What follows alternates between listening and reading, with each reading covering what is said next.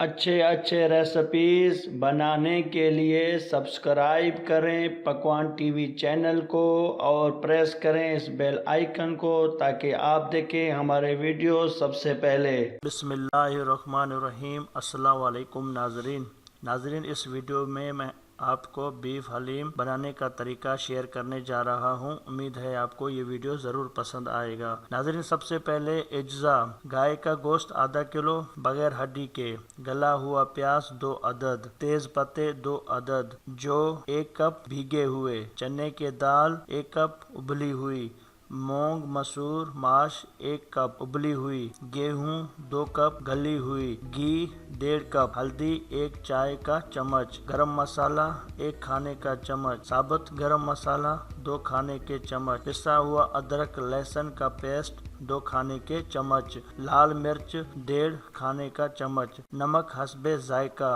Garnishing के लिए लीमू हस्बे ज़रूरत, हरा धनिया हस्बे ज़रूरत, हरी मिर्च हस्बे ज़रूरत, अदरक हस्बे ज़रूरत, बारीक कटी हुई प्याज हस्बे ज़रूरत। नाजरीन, अब हम आपको तरकीब के बारे में बता रहे हैं।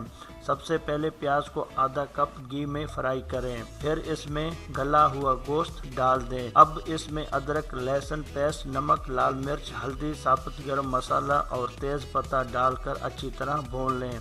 फिर जौ को गला कर इसमें गेहूं को शामिल कर दें। अब एक पैन में गोश्त डालें, जौ और आधे घी डालकर दरमियानी आंच पर पकाएं और अच्छी तरह मिक्स करें। अब इसमें हस्बे ज़रूरत पानी डाल दें। अब इसमें तली हुई प्याज का बकाया ऑयल और गरम मसाला शामिल करके अच्छी तरह मिक्स कर दें और ढाँप दें।